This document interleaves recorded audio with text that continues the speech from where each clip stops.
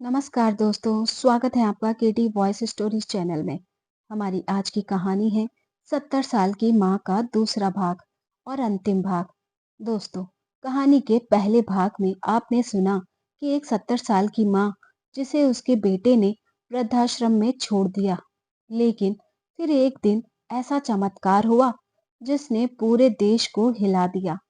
क्या सच में 70 साल की औरत गर्भवती हो सकती है? क्या यह भगवान का करिश्मा था या फिर किसी रहस्य की परत?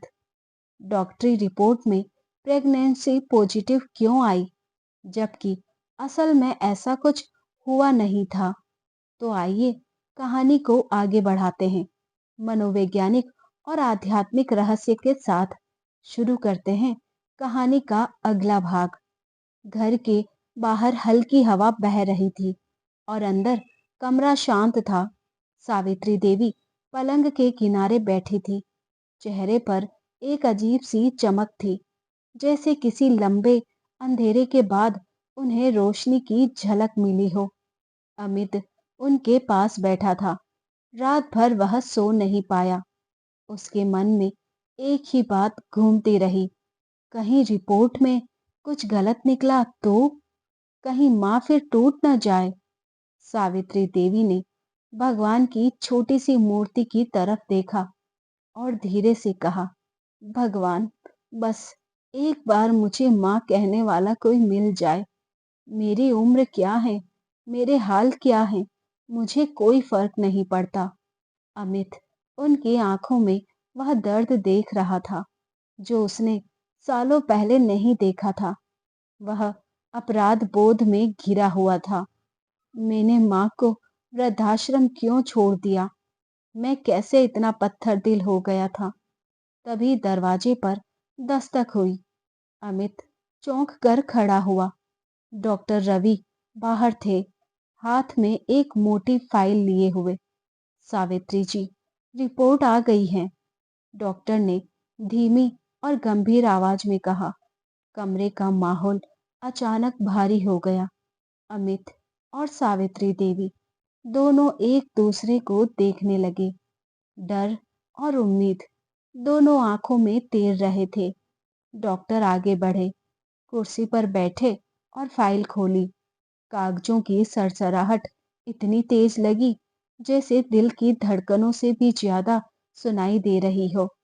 सावित्री देवी, डॉक्टर ने फाइल पर नजर गड़ाते हुए कहा, हमने आपके सभी टेस्ट 3 अलग लैब में करवाए। हर जगह परिणाम एक ही आया है। अमित ने सांस रोक ली। सावित्री देवी के हाथ कांपने लगे। डॉक्टर ने ऊपर देखा। आप गर्भवती हैं। सावित्री देवी की आंखें नम हो गई। उन्होंने भगवान के सामने हाथ जोड़ दिए। धन्यवाद प्रभु, तुमने मेरी सुन ली। अमित ने अपनी माँ को बाहों में भर लिया। माँ, मैं आपसे वादा करता हूँ, अब कभी आपको अकेला नहीं छोड़ूंगा। मैं आपके साथ हूँ, हर हाल में। लेकिन डॉक्टर का चेहरा गंभीर बना हुआ था। अमित ने पूछा, डॉक्टर, क्या सब ठीक है?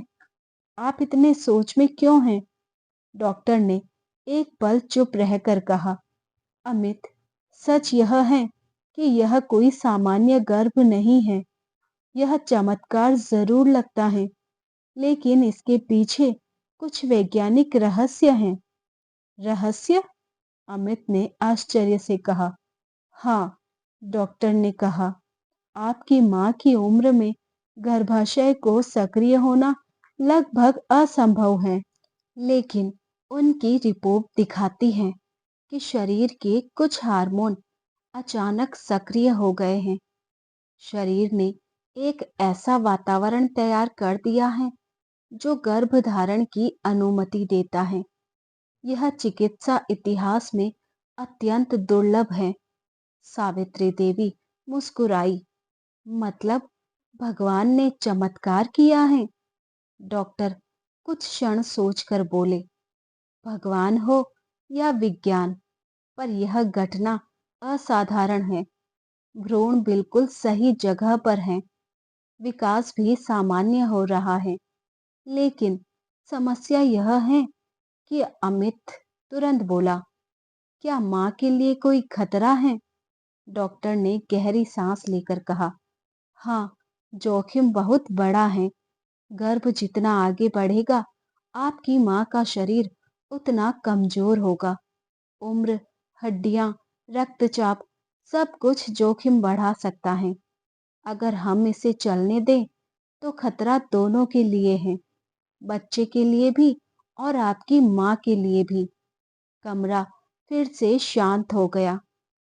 सावित्री देवी ने शांत स्वर में पूछा, तो अब मुझे क्या करना चाहिए डॉक्टर? डॉक्टर उनकी आंखों में देखते हुए बोले, आपके पास दो रास्ते हैं। पहला, आप गर्भ को प्राकृतिक रूप से आगे बढ़ने दें, इससे आपकी जान को खतरा है। दूसरा, हम सुरक्षित प्रक्रिया से गर्भ को रोक दें, इससे आपकी जान बच जाएगी। सावित्री देवी के दिल पर जैसे किसी ने हथौड़ा मार दिया हो। उनकी आंखें चमक रही थी, पर होठ सूख गए थे। उनके मन में बस एक ही आवाज गूंज रही थी, अगर इस बच्चे को खो दिया तो मैं क्या रह जाऊंगी, फिर कैसे माँ कहलाऊंगी? अमित ने उनकी तरफ देखा। माँ, आप जो फैसला करेंगी, मैं आपके साथ खड़ा हूँ, लेकिन मैं आपको खो नहीं सकता। सावित्री देवी ने अपना सिर उठाया और अमित को देखा। उनके चेहरे पर कुछ बहुत शांत, बहुत गहरा था। अमित, मैं जानती हूँ कि तुम्हें अब मेरी चिंता है, और मुझे भी खुशी है कि तुम लौट आए। लेकिन मैं 70 साल की उम्र में यह महसूस करना चाहती हूँ कि मैं अधूरी नहीं हूँ। मेरी आत्मा ने हमेशा एक बच्चे की पुकार सुनी है, और अब भगवान ने मुझे यह वरदान दिया है। अमित की आंखों से आंसू बह निकले। वह डर और प्यार दोनों में डूब गया था। डॉक्टर, सावित्री देवी ने कहा, अगर बच्चा थोड़ी भी संभावना से जीवित रह सकता है, अगर थोड़ी भी उम्मीद है, तो मैं उसे खोना नहीं चाहती। डॉक्टर ने धीरे धीरे सिर हिलाया। उम्मीद है, पर जोखिम भी है। इस उम्र में यह चमत्कार है, पर खतरा भी उतना ही बड़ा है। हमें लगातार जांच करनी होगी। दिन बीतते गए। हर हफ्ते अल्ट्रासाउंड, हर हफ्ते नए टेस्ट। सावित्री देवी कमजोर हो रही थी, लेकिन उनकी आंखों में चमक बढ़ती जा रही थी। अमित हर पल उनके पास था। वह बेटा जो कभी उन्हें वृद्धाश्रम छोड़ आया था, अब हर रात उनकी दवाई समय पर देता था, उनके पांव दबाता था और कहता था, माँ, अब मैं कहीं नहीं जाऊंगा। लेकिन जैसे जैसे महीने गुजरते गए, डॉक्टर की चिंता बढ़ती गई। एक रात अस्पताल में डॉक्टर ने अमित को अकेले बुलाया। अमित, सच यह है कि आपकी माँ का शरीर अब इस दबाव को सहन नहीं कर पा रहा। भ्रूण विकसित तो हो रहा है, लेकिन आपकी माँ का रक्तचाप और हड्डियों की स्थिति खतरे में है। हम ज्यादा देर इंतजार नहीं कर सकते। अमित अंदर से टूट गया। तो बच्चा, डॉक्टर ने धीमे आवाज में कहा, अगर हमने अभी सर्जरी ना की, तो हम आपकी माँ को खो देंगे। अमित कमरे में वापस गया। सावित्री देवी बिस्तर पर लेटी थी। उनके चेहरे पर हल्की पीली रोशनी थी। अमित उनके करीब बैठा और उनका हाथ पकड़ लिया। माँ, डॉक्टर क्या कह रहे थे? सावित्री देवी बिस्तर पर लेटी थी। उनके चेहरे पर हल्की पीली रोशनी थी। अमित उनके करीब बैठा और उनका हाथ पकड़ लिया। माँ, डॉक्टर क्या कह रहे थे? अमित रोते हुए बोला, आपकी जान खतरे में है माँ। मुझे आपको खोने का डर लग रहा है। मैं कुछ नहीं कर पाऊंगा अगर। सावित्री ने उसके आंसू पोंछ दिए।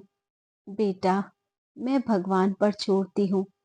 अगर मेरा बच्चा दुनिया में नहीं आ सकता तो यह भी उसकी मर्जी होगी, लेकिन तुम मेरा बच्चा हो और मेरी सांसें तुम्हारे लिए जरूरी हैं। उस रात सर्जरी हुई।